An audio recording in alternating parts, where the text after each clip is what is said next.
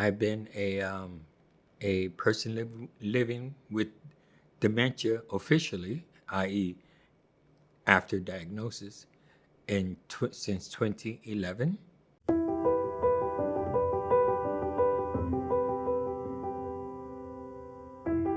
My vascular dementia is a result of small veins being blocked throughout my brain. And that is a result of a explosion during my second tour in Vietnam as a combat medic, which killed me, i.e., a flatline, dead. After that, after the explosion, I woke up initially in the intensive care ward of the medevac hospital on which I was actually working. So I was resuscitated and in coma for about some weeks to several months before I was able to before I recycled back to the States.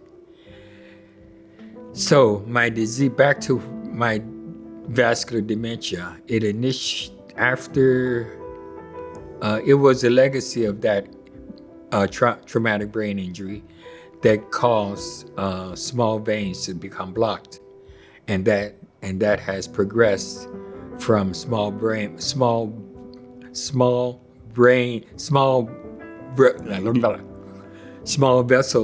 blockage, small vessel disease to vascular dementia.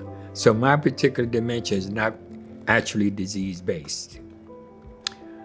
So it is much more erratic than you typically say Alzheimer's, as it only increases, my deterioration is based on more and more veins becoming blocked.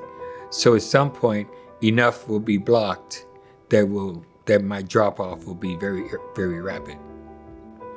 So it's a little different than say Alzheimer's, that tends to progress quickly, but more consistently over time. Now, it's given me, as dementia does, it takes away as well as it gives.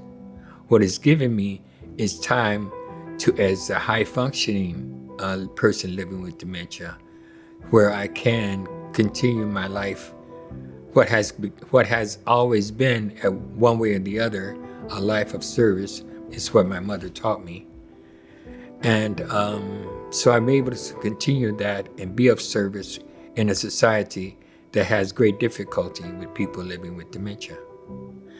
More difficulty with on society's side of the equation than people actually, than all those of us who live with dementia and what we have to deal with. A person with dementia lives in the subconscious.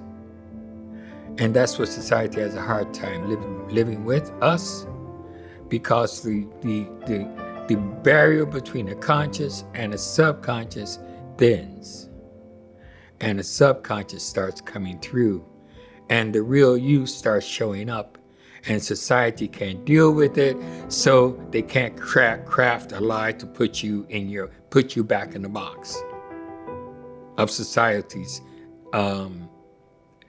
expectations.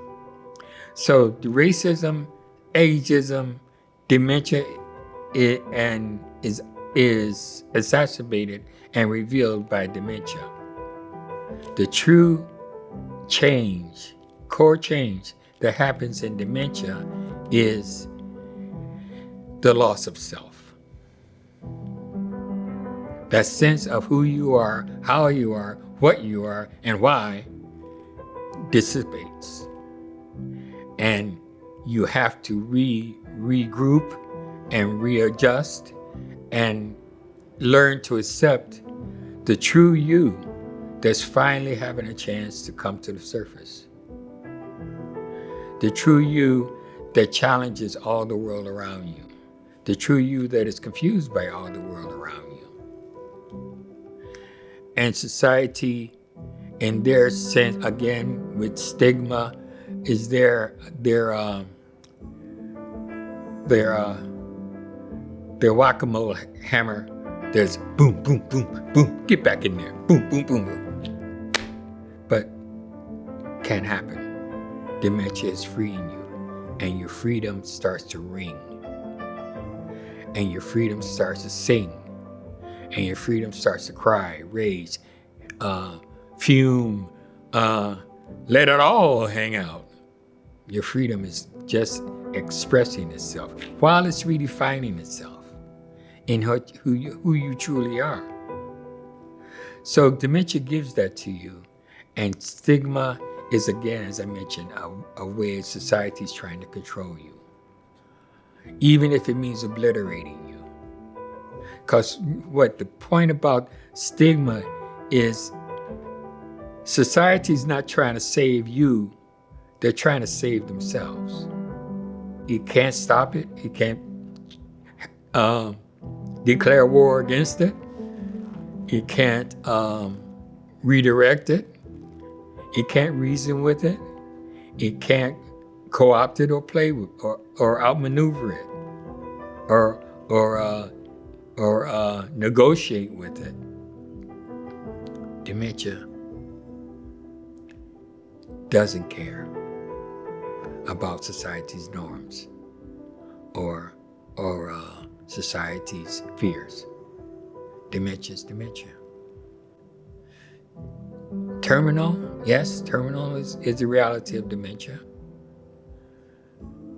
But my basis of hope is perhaps a little different.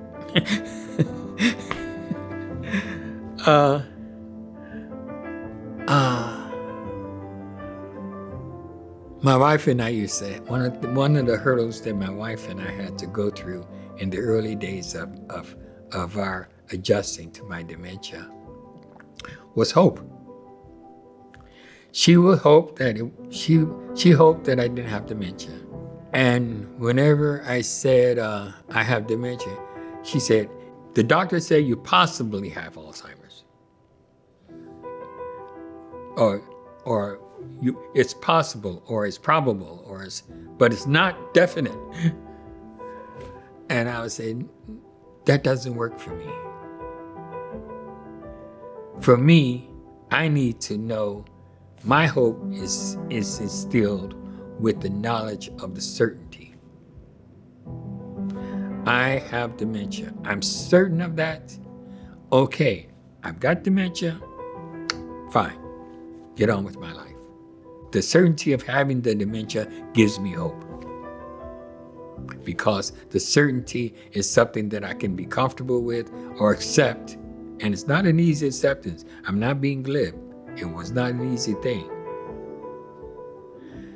The acceptance of it now gives me hope, because the certainty of it is such that I need not worry about it.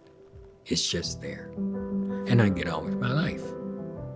So I have hope in this certainty, as I have hope in the revelation of my true self coming out. That's hope, because my true self is coming out. I'm accepting it, and I'm glorifying in the fact that I can finally be me, and that's the way it is. I live in an alternative reality.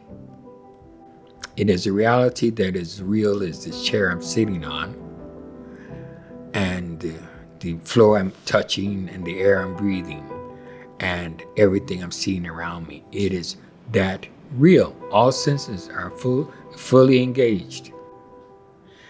And the more dementia progresses, the stronger that alternate reality becomes. And the weaker the world that is around us becomes. So our consciousness slides into the alternate reality more and more and more, and we are less and less here. So we are the hourglass is flipped, and we are aware of our world around us, as we are aware of dreams, the voices in our subconscious. Our true reality, our true consciousness is in the alternate reality. When I wake up in the morning, it's a struggle because my alternate reality is strong.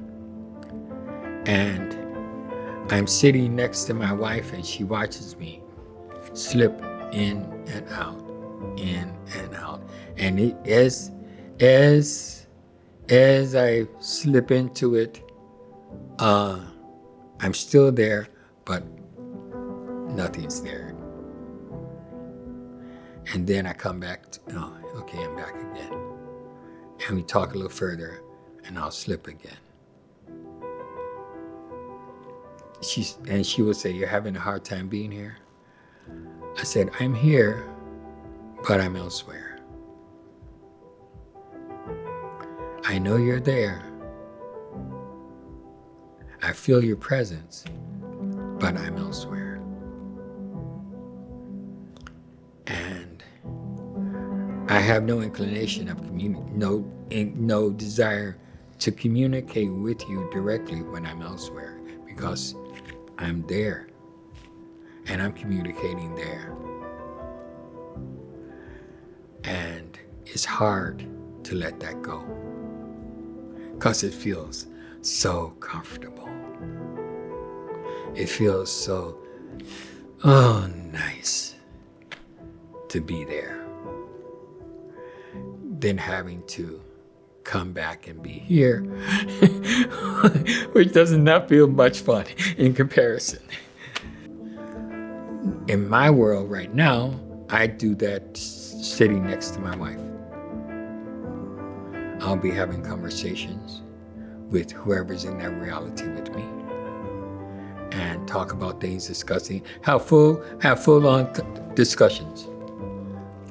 I say something, I'm listening to someone talking with me, and then I answer them back, and we have a conversation. My wife can only hear my side of the conversation. So she has no idea who I'm talking to. Or she gets the gist of it by my responses, but she doesn't really know. And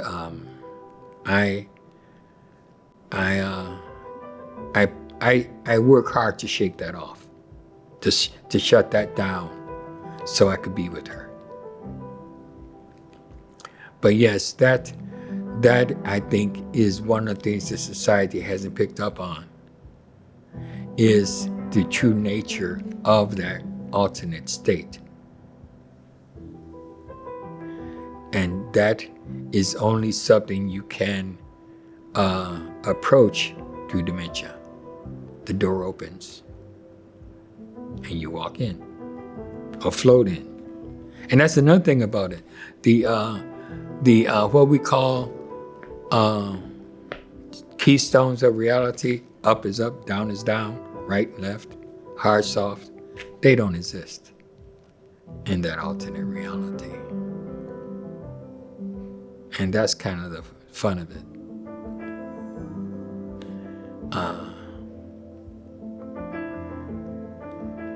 When I want to, or when I'm tired, when I'm really tired, I gray out, or what they call sundowning. That's slipping back into that reality. So it may look like I'm falling asleep, but my body is just relaxing because the mind is going elsewhere. So yeah, that's and that's something that society was frustrated society because they can't touch it, they can't test it, they can't see it, they can't experience it. There's only one road in and one road out, and that's dementia.